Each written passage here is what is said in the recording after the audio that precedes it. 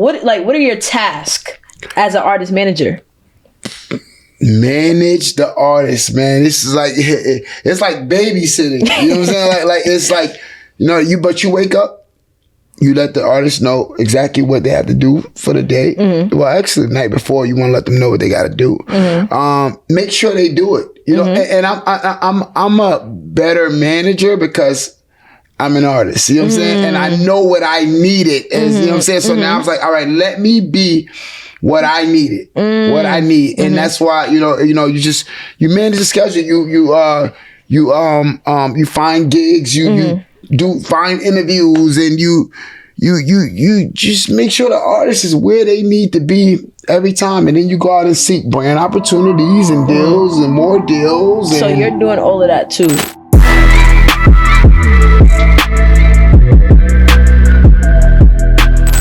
What's good, y'all? We are back again with another episode of the Young and Dumb Show. I told myself I'm gonna be super consistent with it. I'm not playing no games, and we are on a Revolt network now, like the Revolt Podcast Network. Brand new. I think I got the youngest show on there, and this show is really for Gen Z. So we coming hot. I'm sitting here next with a Brooklynite, guest, a rapper, entrepreneur, everything in the book, a manager, everything. So we about to have a great conversation. We about to drop some gems.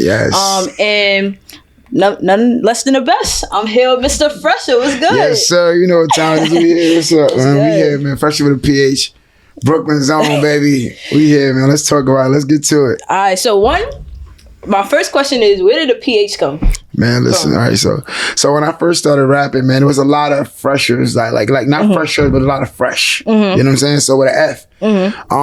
So I said, all right, cool. I'm gonna do the PH. You know what I'm saying? I made the slogan PH, get the F out of here. You know what I'm saying?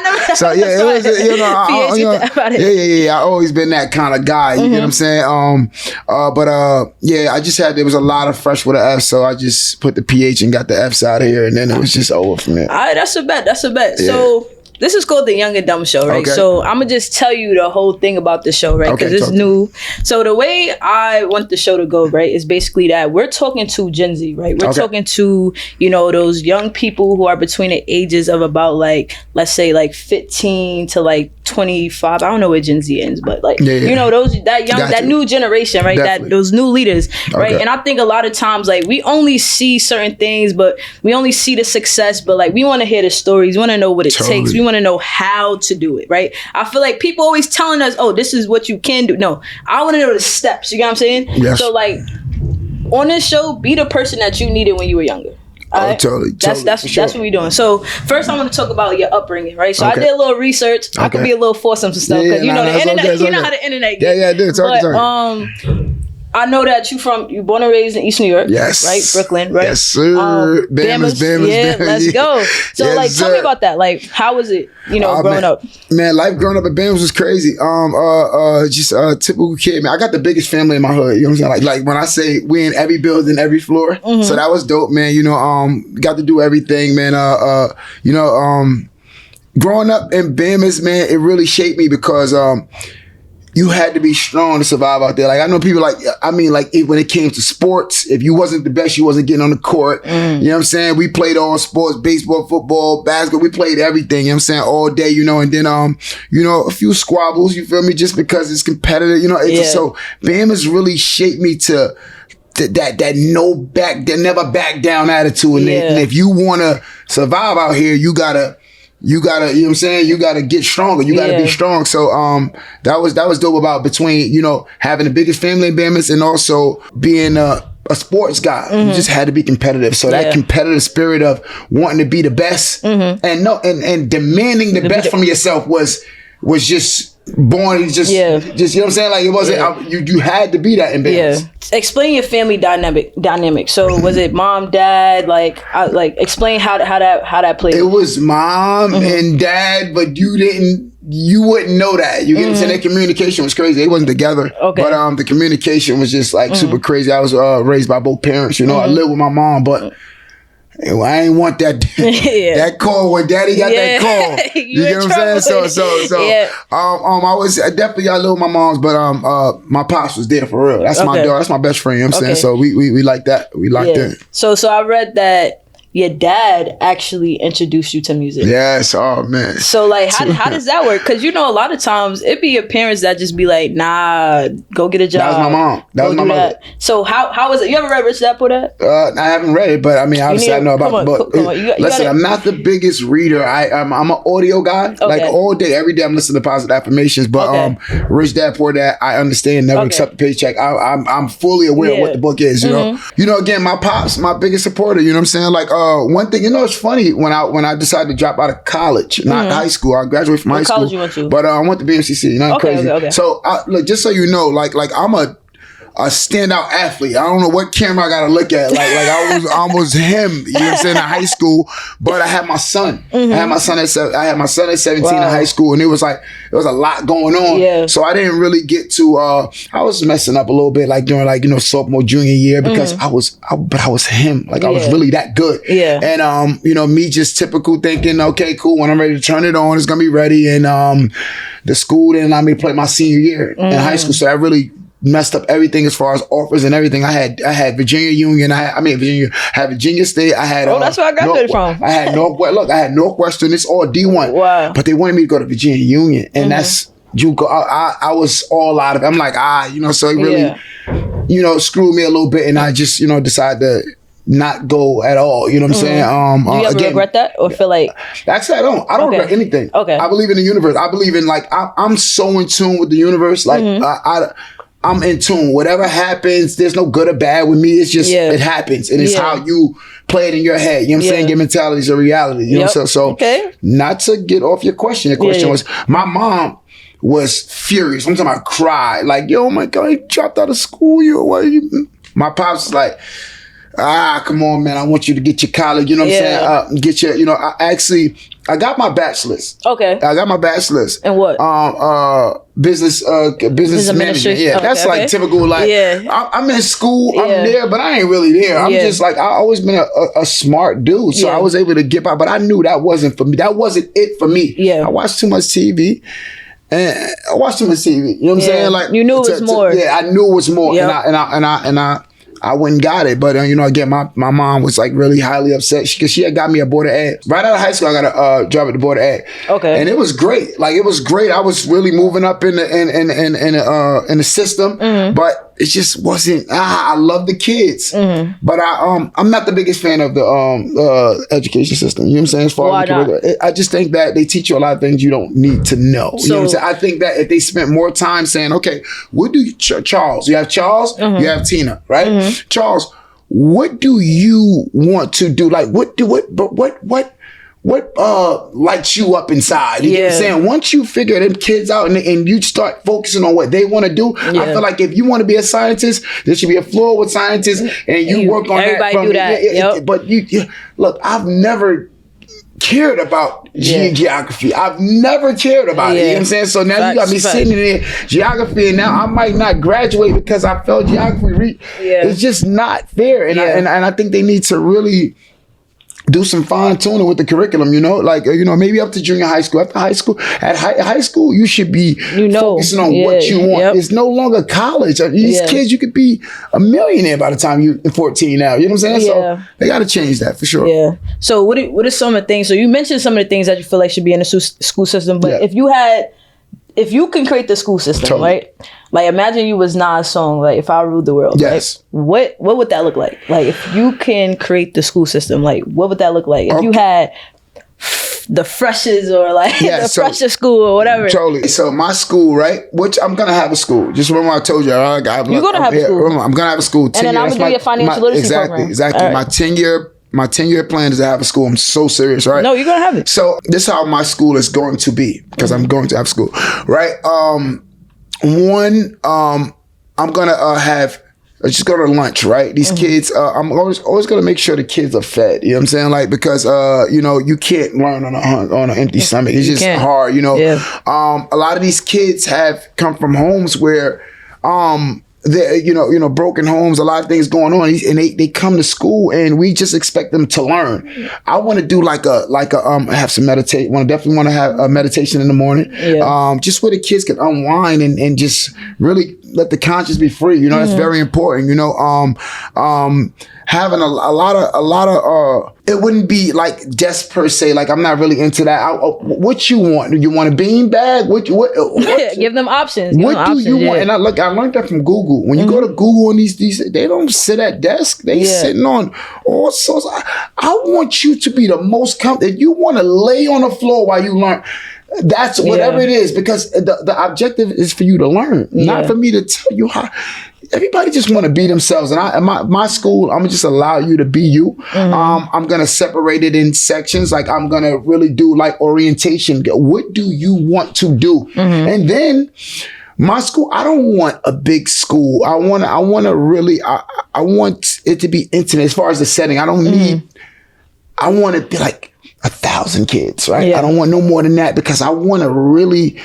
I think I have it down pat, and I want to be able to test it. And I think anything more than 1,000 is the range is too wide. I want to be able to focus and give every kid the attention that he needs or she needs.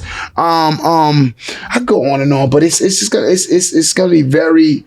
It's going to be broken up into subjects and career paths. That's what it, what I'm saying? Like really, aligning with your future goals. Exactly. Totally. I don't want the kids learning statistics, you don't even care. You know what I'm saying? And then what happens about the school system, this is what bothers me the most.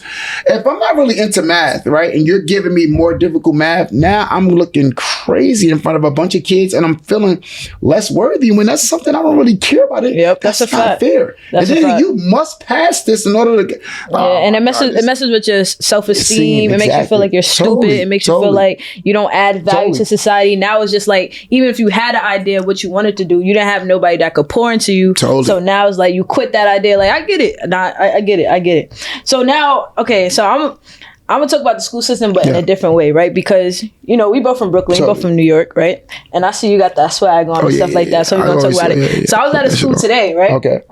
And this is a high school.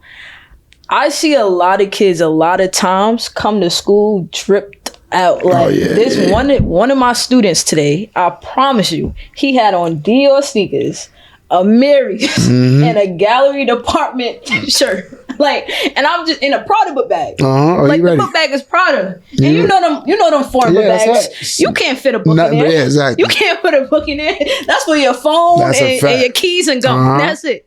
So I'm just thinking to myself, I'm like when I was in school, I was doing that too. Right. So I'm not saying that like it's horrible. I'm just saying, like, why do you feel like this is happening in New York? Because like, I went away to Virginia for school, and when I went to Virginia, they looking at us, all the New Yorkers, like, why do y'all have fur on your coat? Like, is that fake? Why are y'all wearing Chanel sneakers? Like, is that even real? So like, what do you think New York has that like is causing this? Because like, until you leave this environment, we don't think it's a problem. Totally. We want it too fast here, and we get it too fast. Like even like living in Jersey, you get what I'm saying? Like my son had to. He went from getting drippy every day Gucci sneakers to wearing Crocs in Jersey, like every day sweatpants. It's like that's not what it's about, And I think that in New York we just want it too fast, and we get it too fast, and we need to slow down. You know what I'm saying? We need to slow down. I meant to say my school is gonna have uniforms. No. Major key. Major key, because I don't need kids like focusing on drippy. No. The uniform gonna be dope. We can wear sweats. You can wear the sweatsuit. You can wear the suit. But it's uniform. But you have to come to school. It just sets a precedent, But I think it's just in New York, man. We want it too fast, and we get it too fast, and it takes away from the focus, like of actually learning. You know what I'm saying? They come into school, they drippy. You know what I'm saying? They focus on the wrong things. So, what would you tell that young kid right now that's in school listening and desire to be drippy? Because to counter argument that, I know the feeling of being that kid in school. All your peers dressing in one way, all your peers look one way, and you just want to fit in. That's really what it is. Sometimes, like, you just want to. Like that is what we equate value to. That's like, if you don't have these Jordans, or if you don't have these sneakers, if you don't have this bag, you're not cool. You're not gonna get the girl, or you're not even gonna get that boy. Like, you know what I'm saying? You're not fly, you're not fresh, you're not cool, you broke, you this. You know what I'm saying? It's just like, we don't want to feel that way. So what do we tell that young kid, you know? But that's what I mean about values, man. It's like we gotta rewire the minds of the people that's teaching the younger generation, because at the end of the day, my motto is like, you know, still got the juice. Like, I can wear some $3 and make it and wear like it's $3 million. You know what I'm saying? and that, you know what I'm saying? That's what I'm trying to teach. You know what I'm saying? The self-confidence. It don't matter what you have on and what you ain't gotta have none of that. I wear a G-Shock. I'm in every room. They know what's up when I walk in the room. They know what's up. So, and that's what I want to do, some rewiring for real, you know, because again, these kids, man, values, man, again, financial freedom is everything. Generational wealth is where it's at. You get what I'm saying? And 9 times out of 10, the kid that's spending and splurging right now, he ain't got nothing saved. He ain't got nothing saved. And that's what it's about. You know, it's not about the gear, the trippy. It's about having that money in the bank. Yeah. Having, you know what I'm saying, have money in your pocket, have some money, you know, so I'm gonna ask you this though, right? So I feel like, because we were just talking about this earlier, I feel like sometimes too though, what happens with us young kids, we are watching y'all as rappers and entertainers. Oh, yeah, you know what I'm saying? And we're inspired by y'all. And we think things happen so fast. We think that like I always feel like the entertainment industry was so interesting, because they will take like people from like different hoods and like make you a star. And then like us as the average kid, we think that, all right, this is going to happen for us. You know what I'm saying? But 9 times out of 10, it really won't happen for us. It's like playing the lotto for real. You know what I'm saying? And then now it's like we're chasing this life, trying to be like a rapper, like an entertainer, like an athlete, because that's what we see. Right? So you being in that space as a rapper, as an entrepreneur, things like that, do you sometimes feel like, dang, like I gotta watch what I post, I gotta watch what I do, because like I have people watching me, or like, you know, because I could go put on these pants today, or wear what I want to wear, like how, like, you know what I'm saying? Like, how do you feel about your influence? Yeah, the influence is heavy, but I mean, I don't never say I'm gonna watch what I post, but I do when I get in these type of interviews, I do give the real. Like you'll see me even down to my posts. I talk more about my failures than my wins, because the wins is easy. That's wins. I'm talking about them losses. That's what made me. The losses make you you a boss. You get what I'm saying? The loss will make you a boss. You feel me? So my thing is, you know, I do believe in stunting. I do believe in showing it, because look, it's possible. Again, like I do this for all the young kids in my neighborhood to show, like, hey, you could. I'm KK. Yeah, I grew up with your brother. Your moms know me. Yeah, I'm from Bamas. I love going back to the hood, and then they champion me. So you damn right I stunt. And we should all be able to stunt and spread, do all that, you know. But I do believe that, you know, when you sit down and you have conversation, show them the process. You talk about the struggle, and you know what I'm saying. Life ain't easy, but it's simple. You know what I'm saying? And that's what I learned. So when you said 9 times out of 10, you can't, ain't no 9 times out of 10. 10 times out of 10, you can make it. You just gotta apply yourself. You know what I'm saying? You know, yo, this probability, we got it all wrong. And it's all about mindset. And I'm here to really change the average kid's mindset, because once the mentality in your head, because it's you versus you. We don't sort of politics and blaming president ain't never stopped me from getting anything.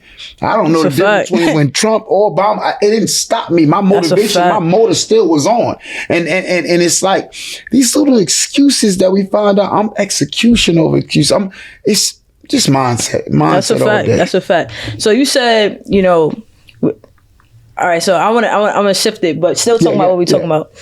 I read that you had over 100 songs before you ever got your like hit record. Totally. And then I also read that you started making music around like 2012, but your hit record didn't come until 2016. Totally. Right?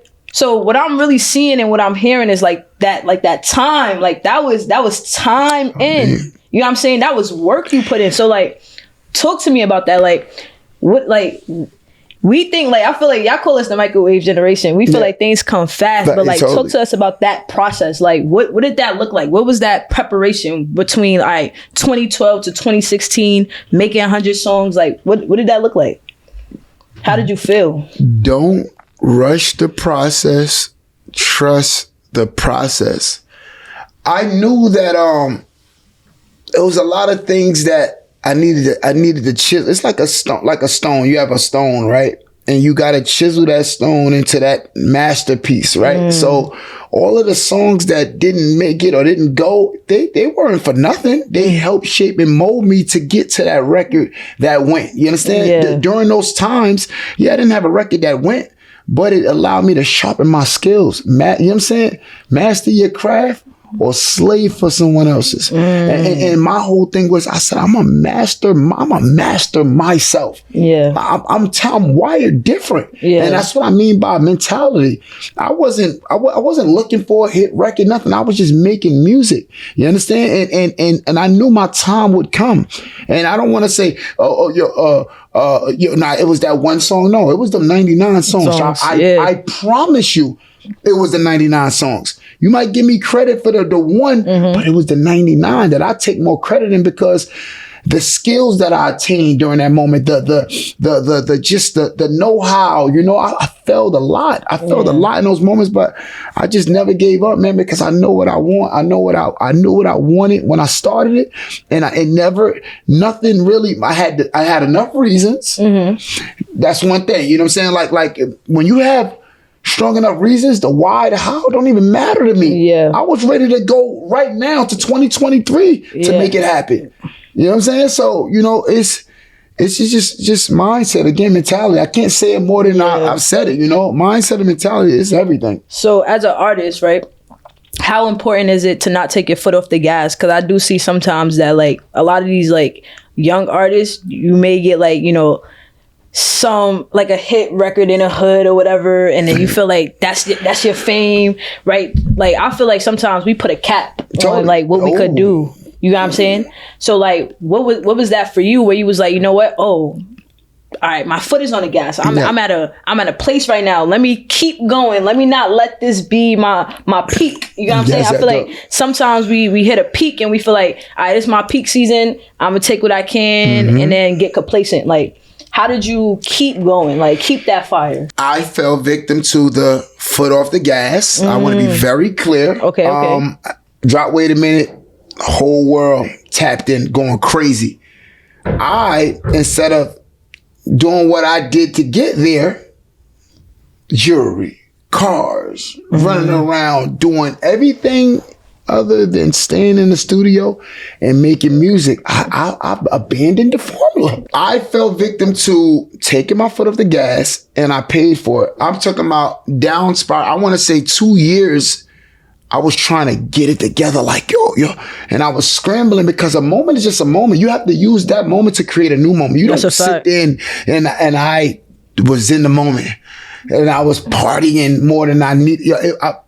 So I fell victim to taking my foot off the gas. Now, older, I always been smart. I always been smart, but wise is a whole nother beast. So now I'm more wisdom. I'm always looking for more wisdom. You the old head now. Yeah, I'm old, for real. OG. Yep. I'm like the young boys. They call me Uncle PH. Like, but I love it. Yo, I love it. Yo, nah, you not. But I love it. I love it because I'm comfortable. Yeah. You know what I'm saying? Like, and I know as young as they are, they can't outwork me. I'm going to sleep 4 o'clock. I'm waking up 8 o'clock, working out. I'm in tip top shape. I'm ready for another 50. I'm ready for another 50. Like I'm 50. I'm ready for 50 more years. I'm ready. Yeah. I'm ready. So with that being said, again, I fell victim to the foot of the gas, and that's why I go so hard to school these young boys, because I'm going, hey, hold on. That moment is just a moment. Yeah. You don't live in it. Do not live in that moment. Don't fall victim to living in that moment. Keep your foot on the gas. You just here, say hi to the moment, and it's time to go. You get what I'm saying? So my follow-up question to that would be, though, like, how do you, because I feel like even right now I'm going through this too, like, how do I enjoy the fruits of my labor, but also keep putting in the work so that I don't become complacent. You know what I'm saying? So like, I want to enjoy the moment, but I also want to keep the moment going. You know what I'm saying? So how do you, like, is there ever a time when you can do both, or you feel like you just got to kind of like lock in type stuff? It's tough because I'm fighting same battle right now. Too much of anything is OD, right? Too much of anything is OD, right? Too much of anything is OD.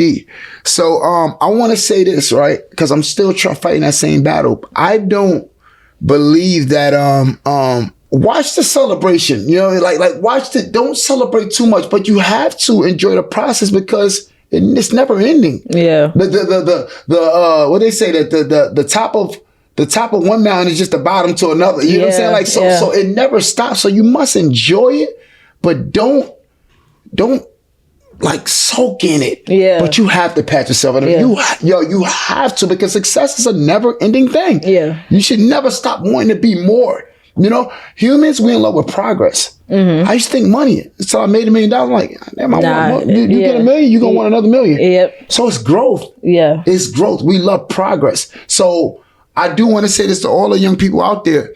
Enjoy the moment. And you have to enjoy the moment, because it's never ending. It never stops. So enjoy the moment, but keep it going. Keep it going. Stay hungry. The hardest thing to do is stay hungry when you eat. That's a fact. But we got to learn how to do that. You know, so. That's a fact. All right, so now I want to get into, like, you know, your entrepreneurship side, right? And I also want to talk about how we met. You know what I'm saying? Like how we met, right? We were telling people, right? So I actually been, you know, teaching financial literacy for probably like 2 years. Had my business since like the pandemic. So I'm 20 years old. So I started when I was 17, and I just been putting work in since. Like I saw that, like, I'm getting good responses, like people tapping in. Like let me keep being consistent, showing up for myself. So I actually started working with these two guys.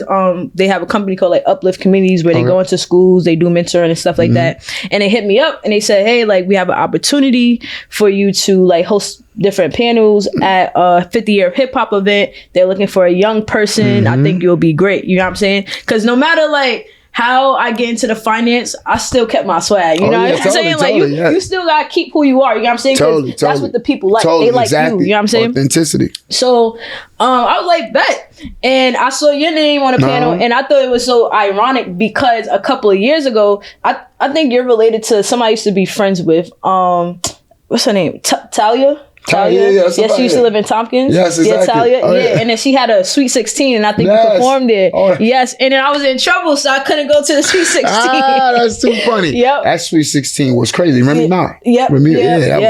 I couldn't go. I was begging my mother. That was crazy. You missed a wow. Yeah, I was tight.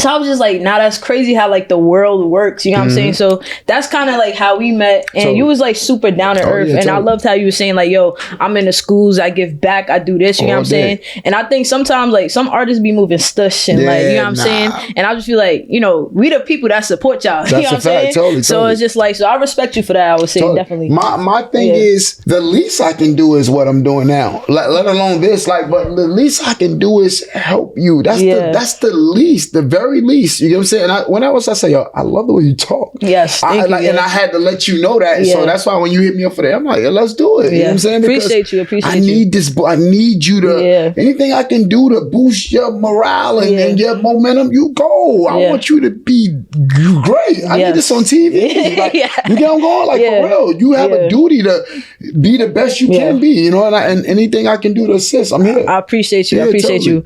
But so one of the things you were speaking about was that you have a barbershop. Yes, right? Barbershop. So what made you go from like, all right, the music industry to pivot into like now a barbershop? Like that's a whole different like. But it's connected. Like, okay. It's connected. How? So all artists get haircuts. You know what I'm saying? You got braids, you got dreads, you get a haircut. See, I wasn't even, and this is what I mean by music is just the seed planter, like so for all these other businesses. So I'm doing music business, and then I run into my guy Money. That's my partner, right? Wasn't my partner at the time, but he's like, yo, listen, man, I got a barbershop. I'm looking to take it to another level. I'm like, let me just go by the barbershop, just check it out or whatever. Yeah. I go in there and I'm like, oh, we got to get right. I seen that we needed to brand the barbershop. forget marketing when you gotta brand it first. Yeah. You understand? And we went crazy, started graffiti and doing the back of it. It was just quick. Soon as I came in, let's do not a grand opening, but a brand opening.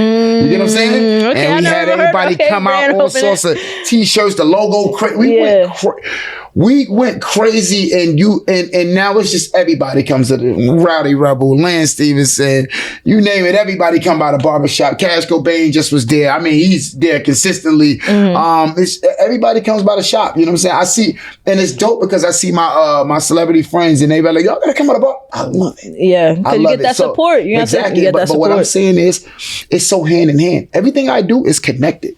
You know what I'm saying? It's all connected, Barb. Like, again, everybody want to look good. Yeah. When you get a good hit, a good shape of hair. That's a fact. You know what I'm saying? I gotta come by. And if it ain't no money, it's food stamps. You know what I'm saying? So, you feel me? Make sure you do that. You got to pull up and get right. Now I want to talk about, like, what's the process? Like, what are some of the different things that you had to do to, like, you walked in with the barbershop already kind of being there. Yes. But what are some of the different things that you need to have a fully developed barbershop business? Like, because, for young kids growing up, like, they start barbering, but they may be doing it in college. They're not thinking about, all right, opening their own shop. So, like, what does that look like? What it looked like is one, you come up with a name. Okay. You definitely come up with a name. One, I think before you even actually decide to open a barbershop, build your clientele. So you start doing house visits, whatever you got to do. You understand? You just beat the competition. I tell you all the time, they charging 20 over here, you charge 15. Yeah. Just beat it, because people want to say that $5. That's a meal. That's a slice with a soda. Like you know what I'm saying? So I recommend that you beat the competition. The closest competition, you beat their price. You feel me? That's one. So build your clientele.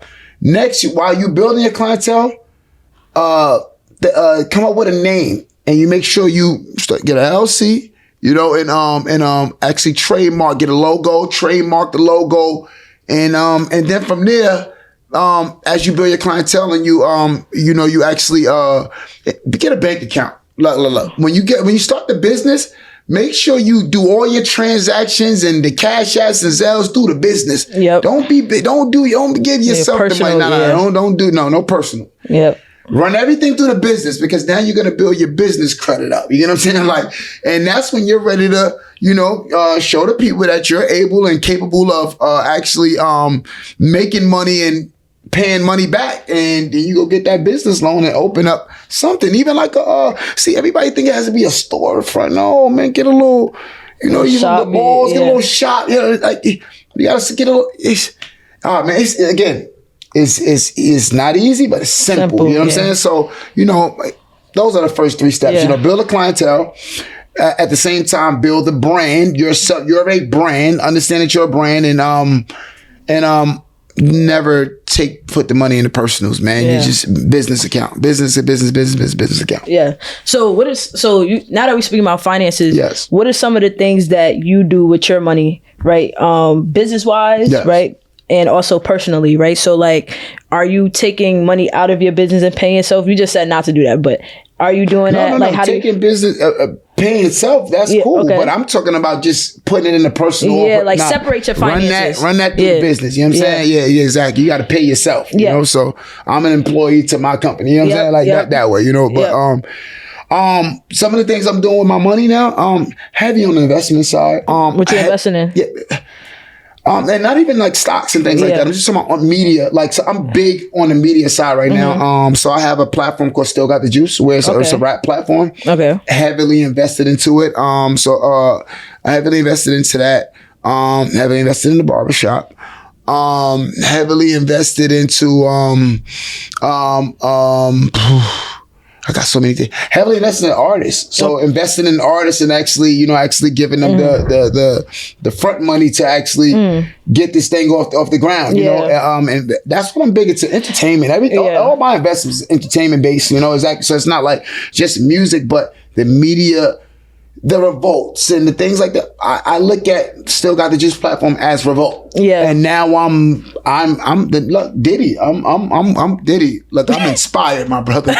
I am inspired. I remember when revolts first started. Yeah. I was like, what is this and how's he gonna do it? Yeah. I knew Diddy. Yeah. That dog in him. Yeah. It's like Oprah would own. Like they move different. Yeah. And so with me, I'm just really heavily invested into my platform. You know what I'm saying? Because I'm the next revolt, no doubt about it. Yes, as you should. I'm gonna go back into the artistry real quick, just because I want to ask questions that I know my audience has, right? Totally. How do you make money as an artist in today's world, right? So I want to know, how do I make money with the deal? I want to know how to make money without a deal. Okay. Like, how can I actually have a career as an artist? Like, you know what I'm saying? Stop playing. You playing around too much. Like, you want to do something, you want to make the money, you want to build wealth because it look cool, but you're not serious. Because you know what I got. And I got something for you. The Blueprint for Investing, Volume 1, created by me, Aaliyah Duah. It gives you a step-by-step guide on how to get started investing in the stock market. See, if you want to really build wealth, you got to put your money into things that's going to work for you, right? Because the job money, cool, but you want to make the money work too, right? So it's going to give you a step-by-step guide, investing tools, the apps to use, everything. And the best part is, I know you don't like to read, so I only made it 28 pages. That's it, right? 28 pages, and you getting yourself some wealth of knowledge. So make sure y'all tune in, get your copy today, and go to financialrevolution.com. Let's get it, y'all. Back to the episode. I know the streams is easy, uploaded DistroKid and everything like that, which is cool. But I recommend artists now definitely make merch. Make merch, t-shirt, hats, except I'm telling you that will make you more money now. Now I'm talking about now than actually selling getting 1,000 streams on Spotify and stuff. They paying pennies. So what you want to do is, right, get heavily into your merch, heavy into hard copies. Now I know that CDs, that players don't exist, but you make it a collectible. Yeah, you start connecting the CD and the merch with a ticket, free ticket to a show. Yo, that's what it's about. See, people, it's oh my God, there's so many ways to make money off music, and beyond streams. So you make money from the streams. Make sure you get your merch. Make sure you do shows. And do your own shows. Don't wait for people to book you. Book yourself. Create your show. You know what I'm saying? Yeah. And this might be all family in the first run. Yeah. But you put on a hell of a show, and you do them, I recommend monthly or bi-monthly, but I definitely recommend that. Also, do shows where, like I had a show called, I had Pass the Aux, right? To where artists come there and they actually just plug their aux in and perform their song, right? Okay. That's not for me, but it's for them. Yeah. Create ways for you to be able to put a show on, but still get everybody else to put their show on. Because I might not show up for you, but I'm going to show up for me. Yeah, exactly. You know and then now you introduce to their audience. Exactly, you know what I'm saying? Exactly. Yep. So that's the ways to making money for sure. All right, that's a bet. Now, once I get a deal, right, how should I take advantage of that deal? Like, what's the best way to look at a deal? Right? Because I know you're on the management side. We about to get to that. The best way to look at a deal, the labels are just the money. I'm going to say this again. The labels are they're the bank. See, people get a mistake and say, I got a deal, I'm good. They got me, they going to do everything. Yes, they have those people, but until you make the move to make these other people move, they won't move. Yeah. No matter how much money you give them. You think they give you $1 million, let me tell you, that's a penny. Yeah, because they make multi-billions. That's a penny to them. They said one booming artist on a label can pay for 20 duds. Wow. So like, people got to understand that the labels, they're just the bank, guys. Whatever you did to get that deal, do that times 2. You don't work less when you get a deal. You work harder, because then you're competing with other people on the label. Yeah. And that's the biggest mistake, I think, that independent artists that go major, they make the mistake of thinking that the label going to do everything now. No, the label, they just want to give you money. There's no artist development anymore. It's not none of that. So you just have to just do more and just understand that they're the money. They're giving you the money to exploit everything you already been doing. When you get a deal from like I just hear deal all the time. What does that mean? Okay, like they the bank, but sometimes I hear that like it's a loan. It's technically like considered a loan. Okay. Okay, so, but what do you mean payback? Like, and then they say like you got to pay back like whatever trips you take, whatever studio Everything. time. Like, like when you get a deal, right? And your deal, they'll have and it's a typical record deal, right? I'm not talking about distribution or a production deal that you might get your homeboy got a label here. No, I'm talking about a major label deal, right? First thing you want to know is the budget, right? How many albums I'm in for, right? And what's the budget? What's the marketing budget, advance? And you pay everything back, even your advance, the money they give you to say, hey, look, sign here on the dot. And when you sign, I'm going to give you $50,000. You got to pay that back. But it's fine because I'm saying you need that money to set you straight and hold you down till you start making money from the shows, etc. You know, so again, when it comes to a deal, you got the marketing budget. Now that's the money that you got a marketing budget, you got the recording budget. Recording budget is the money that you need to, how much money you need to record an album, right? Yeah. So 12 songs, they say, I come and give you $100,000 to record 12 songs. You got to pay for the producer, you got to pay for recording, like actual studio time, everything like that, right? I recommend artists, don't go get big producers. Don't do, like, those days, don't do that. Yeah. You go and you go get cheap on everything. Because now you want to be able to spend that recording budget. You want to use that to put on top of your marketing budget. So if you give me $100,000 marketing, $100,000 recording, I'm gonna spend maybe $30,000 recording, $70,000 I want to dump on top of the marketing because this game begins and ends with marketing. Yeah, and you can have the hottest song in the world. Yeah, but if I outmarket you, oh, you're done. So, and you know, and that's what that's major key, you know, because remember, you pay this money back. So you want to make sure you market it well so that you can pay a double time. Because when they give you money, you don't get a dime from the label again until you're recouped. Oh, wow. Oh, yeah, you don't get no more money. Oh, wow. So it's a loan for real. Oh, you got to recoup. So does it mess up? Like, what if you don't pay back? What happens? You owe. But what if you, like, does it go to your credit? Like, no, it doesn't go to your credit. But you owe. So you owe. You can't, when you get another, look. The only way you don't pay me back is if you don't make another dime for the rest of your life because you owe. So once you go to another label, you still owe me. And then if you're not recouped and I don't want to let you go because you're not recouped, then you're stuck. It's a lot that goes. So you can't make any music, technically? Technically, no. You can make music, but you're not going to get my support. If I'm 200,000 in the hole, why would I spend another 50,000 on you? But what stops an artist from just saying like, all right, I'm not messing with Atlantic Records anymore. I'm gonna just go independent, not pay them back, and do my own thing. Maybe they did me dirty. Like, what is that? Paperwork. You owe. Well, you sign on the dotted line. You owe me albums. You owe me my money back. So that's what stops you. Go independent all you want. I'm gonna sue you and take all your money. Oh, okay. And they got the money to sue. They got the money for litigations. If you think you broke now, the labels got money for litigations. Hey, man, you don't know what hit you, so you don't want to just go and say I'm gonna go release anywhere else. That ain't smart. Okay, all right, that makes mad sense. I was just really confused because I always hear just like deal this, deal that, money this, money that. You get a deal, now everybody's mad fly and got all this money, and it's just like I'm just confused. That's like, what I did. See. That's what I did. You get a deal, got mad fly, because I didn't have no sense in the world. I didn't know no better. Or that's what I thought. Instead, I should have stashed some of that money and have my money put away I wasn't no rainy day. I'm like, why are you crazy? I'm getting thousands of dollars a show. I'm not saving nothing. That's backwards. It's backwards. You don't go get the big house, don't do none of that. Put it back into yourself. And just, when did you hit that moment when you realized like, nah, I'm wilding, or nah, I shouldn't have done this, or like, when was that moment? Because you know, some people go off of that and they just like living a life like that, and now it's like it's hard to regroup because now it's like you're used to life being a certain way.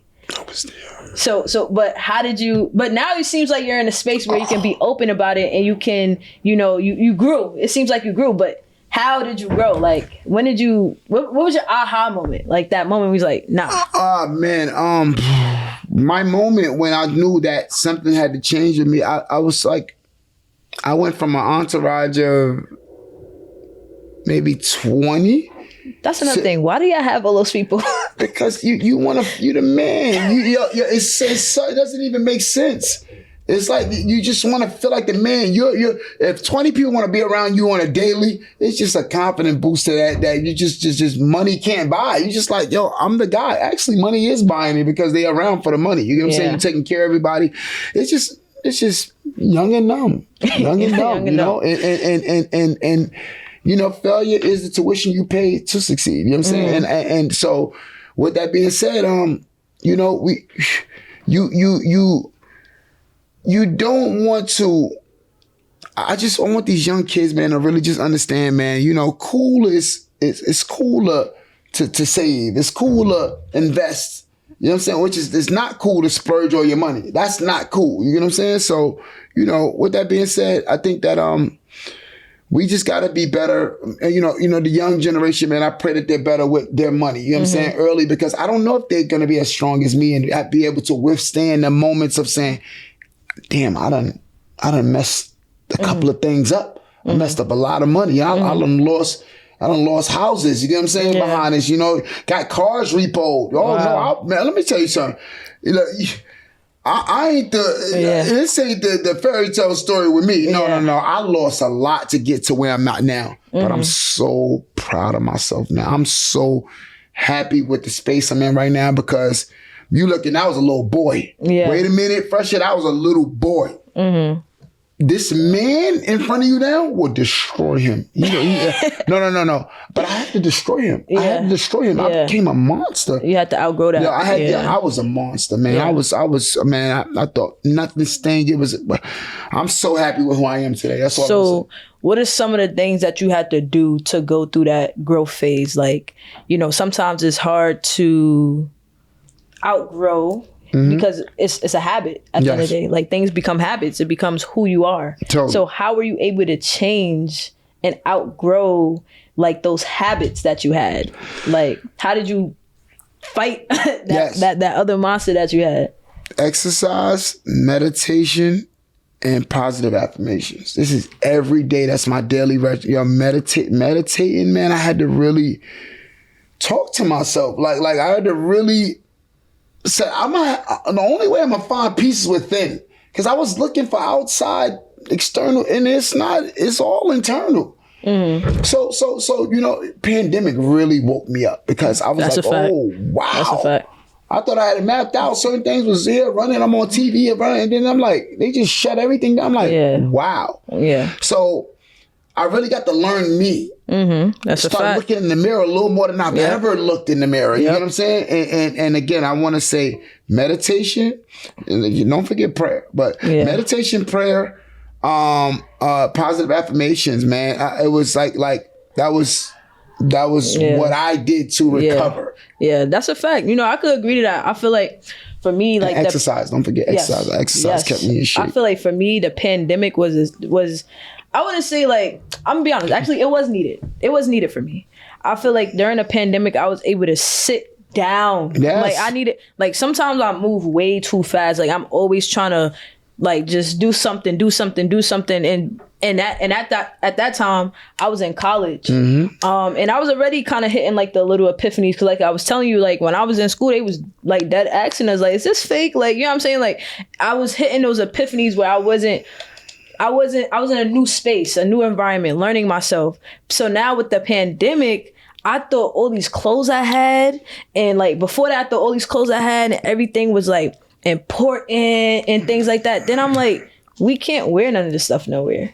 I had nothing to my name. I had no ownership, no assets, no, you know what I'm saying? So I'm just like, and then when I turned on the news, everything with Black people was just negative. Like everything. So I'm just like, there has to be more. There has to be more. So that's when I took the initiative to start looking up stuff. That's when I started reading positive affirmation. That's when I walked into a whole new world that I never even knew about. You know what I'm saying? And then like that consistency of me speaking to myself every day, reading about stocks every day, learning about financial literacy every day, that consistency turned me into who I am today. And then it's like, even now, I already know that it's way more growth I have based off of the stuff that I'm doing every day. You know what I'm saying? So it's just like, I could really, really agree with that, right?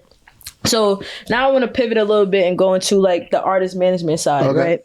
So what is an artist manager? Because I feel like similar to like a record deal, we hear these terms, we feel like we know what it means. Like it makes sense, but what are your tasks as an artist manager? Manage the artist, man. This is like it's like babysitting. You know what I'm saying? Like it's like you wake up. You let the artist know exactly what they have to do for the day. Well, actually, the night before, you want to let them know what they got to do. Make sure they do it. And I'm a better manager because I'm an artist. You know what I'm saying? And I know what I needed. You know what I'm saying? So now I was like, all right, let me be what I needed, what I need, and that's why you manage the schedule. You find gigs. You do find interviews, and you just make sure the artist is where they need to be every time, and then you go out and seek brand opportunities and deals and more deals. So you're doing all of that too. All of that. So it's not like it's a team, because in my mind I thought like it was a team. Like you're the making sure they get to where they are, but then you have like somebody who may be a PR person or like you know what I'm saying. No, totally. So I have that, but I'm just saying, on top of that. Yeah. So I have a management team. So Forever Entertainment is the management team. Okay. So I have a team, but I mean, some people just one manager. You still got to do the same. So I'm pretty much delegating because I'm busy. Got a lot going on. So now I just deploy the team. Hey, look, you do this, you do that, you do that. But if you don't have that team, that one person, which the manager has to do that. Yeah. Okay. So now, how do you get paid though? Do you get a percentage of like their deal, or? Yeah. So it's two different ways. An artist can say, you know what, I'll pay you this monthly, like a retainer, or you can say, well, if everything I get, you got 10%, 15%, 20%. And is that the artist's choice? Like that's them coming up to that choice, or is that like you kind of telling them like this is what makes sense for what you got going on, or like a little bit of both? It's a little bit of both. It's conversation. Hey, listen, what do you think I'm worth? What do you think you can take care of me with, depending on what you already got going on, and then you come with that agreement, and then that's it. Okay, and then how do you find an artist? Because I know like A&Rs. Yeah. Totally. What does A&R stand for? Artist relations. Artist relations. Yes. Okay, so I know like A&Rs. Also, my cousin Lonnie. Lonnie from Flatbush. Lonnie. I'll show you a picture. Yeah. Lonnie sounds super familiar. Don't kill me, Lonnie. Oh my goodness. He had restaurant Raise. Oh yeah. Of course. Yeah. That's my cousin. Yeah. That's a fact. Yeah. I'm like, he in the music industry. Yes, Lonnie. That's a fact. Yep.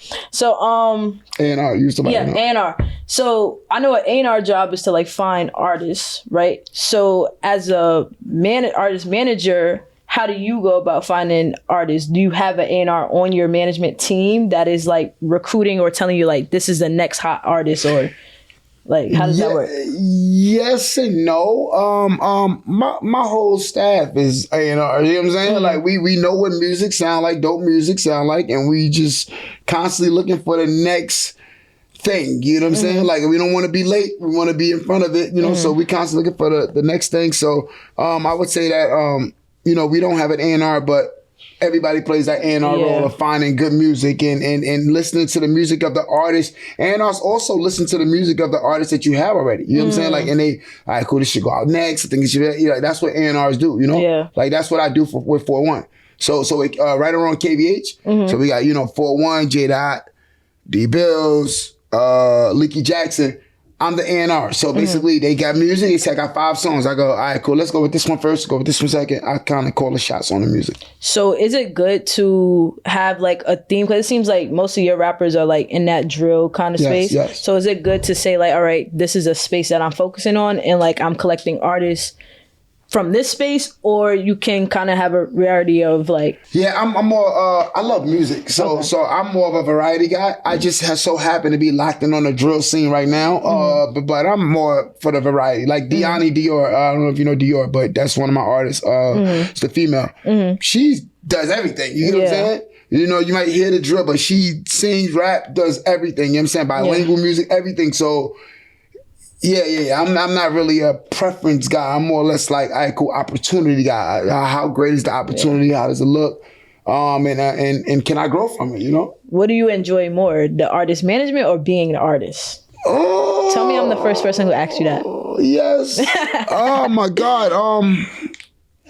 I want to say being an artist is more fun because I'm more irresponsible. Like I'm just like you got the freedom. Because I got them to But now on the minute I have to be the boss. Yeah. Oh yeah.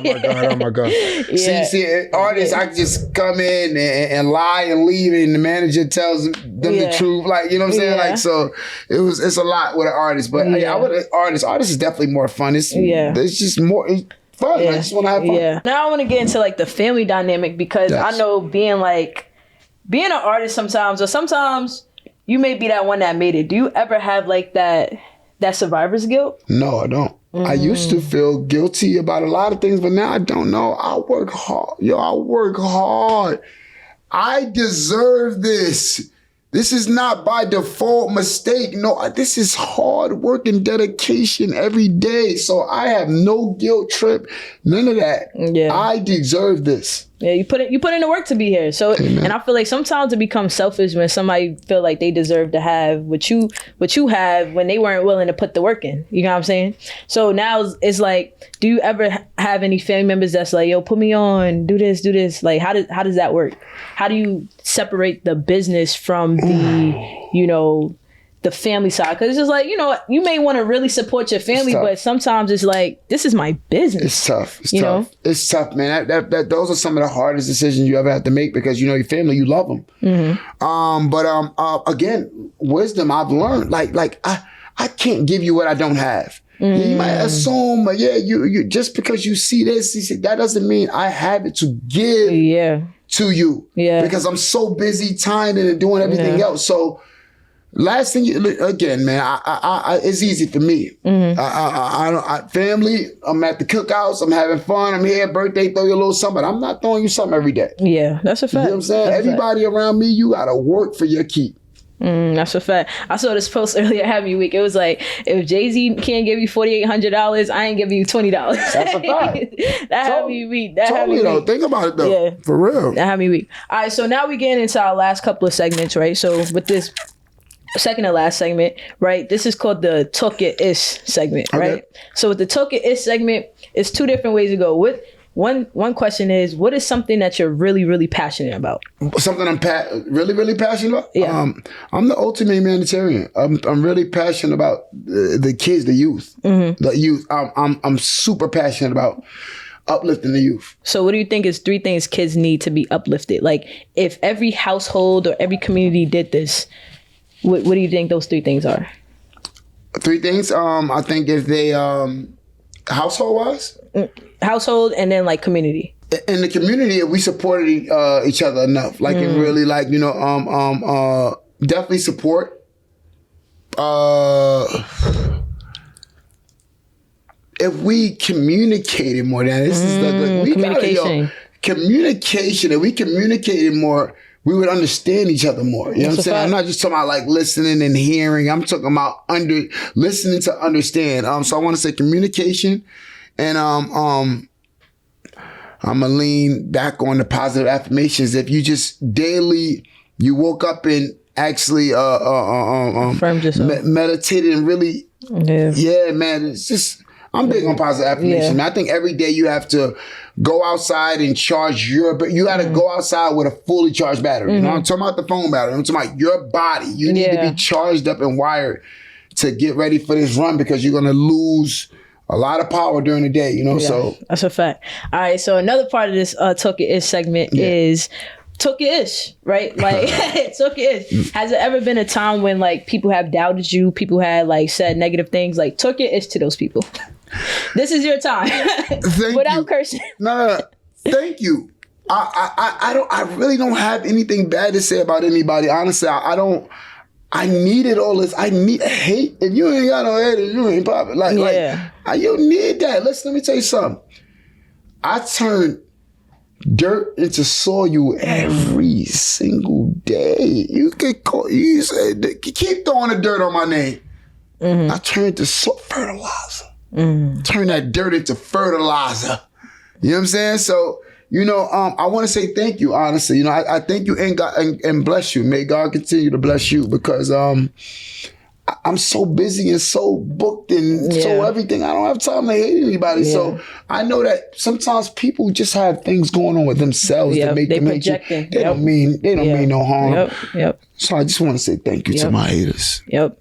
All right. And what's one moment in your life that really changed things for you, or like one moment where you like a life shift? Wait a minute, changed my life forever. Like this, I'm here. Everything that I do is because of, wait a minute, it put me in a position to make the next moves. The Eminem call wouldn't have came if it wasn't for, wait a minute. You know what I'm saying? So that record changed my life. Changed the trajectory of my life, and I'm forever grateful. All right. And then last but not least, well, no, actually, I feel like I know this, but what's your top 3 rappers right now? Top 3 rappers now, or just all time, or just what was it? Okay, all time. All time, you got Jay-Z, you got Eminem, and oh my God, people usually have some 5. Just so you know that you and your 3. Jay-Z, Eminem is just 1A, 1B. And I'm gonna go with I feel like I know what you're gonna say. I'm gonna go with Drake. Drake, really? Yeah. I thought you were gonna say Lil Wayne. No. Look, that's my Lil Wayne is my asterisk, because I really got Wayne up there with Wayne is such in a weird spot for me, because everything I do and everything that we all do is Lil Wayne. Yeah. It's even down to my answer is everything what I mean by Wayne don't get enough credit for. You know what I'm saying? It's just Drake is for Wayne. You know what I'm saying? But Jay-Z, Eminem, and Drake, I would say, like, and Wayne is just I'll give Drake 2. I feel like Drake is so versatile and he's so smart. He's so smart. Like, just business wise, I just feel like he's so smart. Like, I'm just looking at his album, just like he had that song where he did with he had that for like that type of people, like that audience. Then he had the Bad Bunny, right, for the Spanish people. Like, then he had the SZA. Like, I'm just like, yo, he's so technical. When it comes to music and producing, I'm like, wow, this is good. Drake gonna cover every market. He not just make it. And that's what we gotta do, man. You gotta cover every market. He don't put himself in a box. Exactly. He don't put himself in a box. Totally. Like, I learned a lot from just music and just seeing how artists work. Because I'm like, let me take these marketing tactics that they're doing and figure out how I could put it in my own, type of space or whatever. And just last but not least, though, what is your favorite lyric when it comes to money or business? Favorite lyric for myself? Yeah, money or business, like just your favorite lyric, like that comes to your head when you think of money or business. If it ain't about the money, don't be blowing me up. Yes. That's my favorite lyric, man. Don't call me if it ain't about no paper. You know what I'm saying? It ain't about to be immediate paper. If it ain't the opportunity to make some money and build a brand, don't call me. I am busy and we trying to build. I'm here all day. Yep, that's a fact. Well, I appreciate you for coming on the platform. This is going to be a great one. I made it through. You happy, proud of me? I did good? No, you did great. You did great. What y'all think? I think it was great. Like, people going to love this, and you dropped a lot of gems. So I appreciate you for coming on. Thank you. It was a pleasure meeting you, of course. All day. So we lit. All right. Yes, sir. Make sure you like, comment, subscribe. Let's get it, y'all. Young and Dumb Show. Get it, PH.